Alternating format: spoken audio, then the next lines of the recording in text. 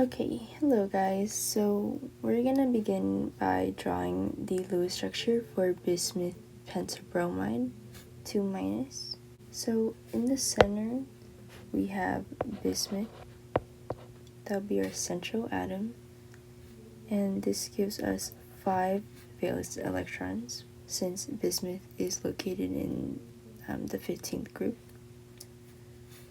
And then around it is going to be the 5 bromines,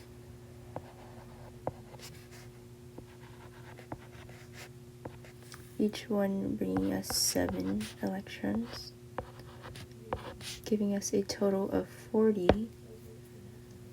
However, we do have this 2- charge, so that means we'll be adding 2 extra electrons, bringing us to a total of 42 valence electrons that we need to add over here. So we're going to start off with the 5 single bonds between bismuth and each bromine atom, which uses up 2 per single bond, so it's going to be 32 valence electrons. And next we're going to be completing octets for each bromine atom. So it'll be 1, 2, 3, 4, 5, 6. 6 on each bromine atom. And so that will be 30 electrons that we use up, leaving us with the remaining 2 electrons, which will turn into that lone pair right there, and we'll further indicate that charge by putting brackets around here and writing 2-. So as you can see, we have 5 different bonding groups here, those single bonds, and then we have that one lone pair right here. And so that brings us to a total of 6 electron groups for this structure. Alright, so now that we've gotten our Lewis structure drawn out and we've determined the number of electron groups, we can say that the electron geometry is going to be octahedral due to the 6 electron groups. However, its molecular geometry is going to be square pyramidal. And this is different because of that lone pair that we've created down here. Okay, and just to explain that real quick, octahedral is indicated through 6 electron groups, and square pyramidal comes from having 5 bonding groups and 1 lone pair. Okay, so now we're going to be drawing our VSEPR diagram. Okay, so we're going to place bismuth right in the center here. And I'm actually going to be drawing a plane or square around bismuth. And each corner is going to have that bromine atom. So it's going to be 4 along here. And we're drawing this plane to give a perspective of that 3D shape later. And you'll see. And then, so we have 4 there, and then we're going to have another bromine coming out the top here. So that one's going to be just a regular bond like that. These bottom 2 bromines are going to have a wedge extending out towards it. So I'm going to draw that. So the wedges are going to show that the bond is coming out towards us. Okay, and then up here I'm going to be drawing the hash marks. And it's going to be starting wide and slowly getting narrower as it gets to that bromine. Okay, and And we do this to show that it's going further away towards that back flooring. Okay, and we can't forget the lone pairs right here on that bismuth. So that's gonna complete the 6 electron groups. Now, for the angles here, it's very commonly mistaken that square pyramidal, or this type of shape here, is going to be like a 90-degree angle. But that's not the case. What actually happens is these lone pairs right here are going to be pushing the electrons upwards. So that 90-degree angle, the right lone pair here, it pushes the electrons upwards. So that 90-degree angle is actually going to shrink.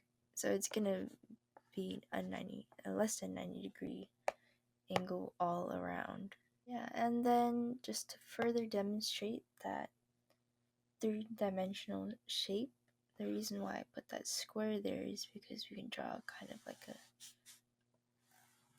connect all this, and we get that square pyramidal shape. You can see there we got that sort of square right here, and then there's that pyramid that gets created. It looks pretty cool. And so that's just for visual representation. So yeah, that's our VSEPR diagram. So here we're going to be doing the energy diagram for bismuth pentabromide. Recall that our hybridization is sp3d2 because we have a total of 6 electron groups, so it is octahedral. So we are going to be starting with bismuth in the ground state, and it's starting at 6s because it is in the 6th period, and it is also in the 5A group. So we are going to also be using 6p. And so because this is a 6p3d2 hybridization, we also need to get into the d orbital. So with that said, we're going to be using 5d rather than 4d. We're not using 4d because 4d is already full at this point. So we technically, we do need to go up an energy level, but we can't go to 7s because that energy level is too high. So we're going down but upwards into 5d.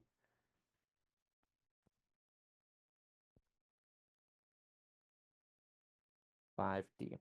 And now we're going to be putting in the electrons that are originally there for bismuth. 1, 2, 3, 4, 5. Again, because it is a 5A group. And then recall that we have an anion, so we actually need 2 more electrons, which I am going to put in the 6p orbital. And I colored them purple just because it helps me differentiate them. But since we are in D2, we do need to have electrons move into the d orbital. So now we are going to excite this using energy. And what we did was move 1 electron from 6s upwards and also 1 from 6p upwards because we were able to do so like in the notes for 6p3d2. So now 2, 4, 5, 4, 5d, 1, 2, 3, 6p, then 6s. It's going to look like this: 1, 1, 2, 3, 4, and then 1 and 2. So that is what we are going to be using for our hybridization, because we have 2 electrons in our d orbital. We still have 4 electrons in our p, and then this one is going to be our lone pair. Oops. So this is what we are using for hybridization. Okay, so now we're going to hybridization.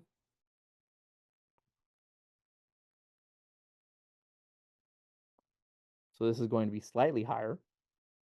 1, 2, 3, 4, 5, put right here, 6.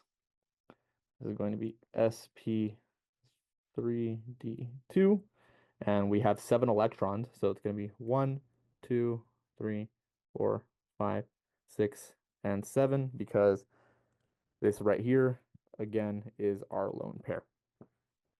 So now we need to bring in the bromine, and because we have 5 of them, we are utilizing this in the 4p orbital, and we're going to have 5 electrons. 1, 2, 3, 4, 5. So this lone one right here, electron, is going to be pairing up with the other ones. And this is going to be times 5 of bromine. So we're going to take this and just link it to those like that for each of the bromine because we have 5 of them. And that's all it's going to be for the energy diagram, just like that. Now all we have to do is draw the contour diagram for bismuth pentabromine. So we are going to start with bismuth right here in the middle. And then we are going to draw the sp3d2 orbitals first. So we're going to do that in green because that's how I did them up here. They were green. So we'll do this up here.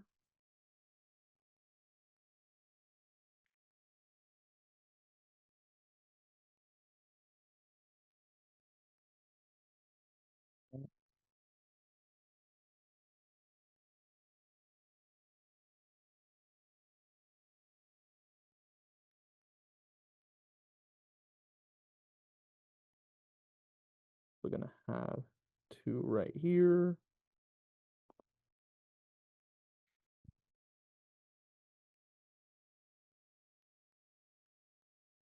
There we go. So now let's label these as our sp3d2, sp3d2.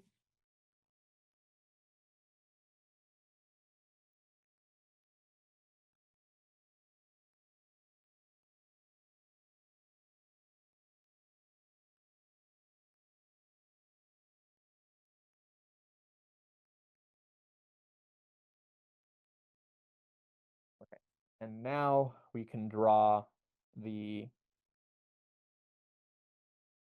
p orbitals for Br, for bromine.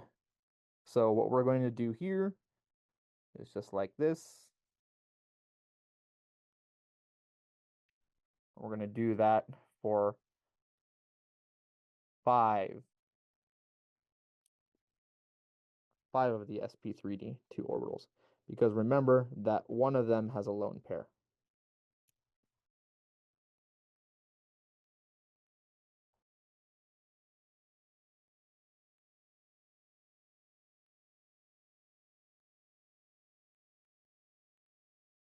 Go. So remember, this is a P, P, P, P, and P. And remember that this is for bromine. Bromine, bromine, bromine, and bromine. And then what we'll do is just put our electrons in there for the bonding. And then you have your lone pairs right here on the bottom, sp3d2. And that is your contour diagram. Hold on. We need to put this because we have an anion. And remember that because of these lone pairs on the bottom, your angles are less than 90 degrees. And there you go. That is the contour diagram for bismuth pentabromine. anion. Thank you.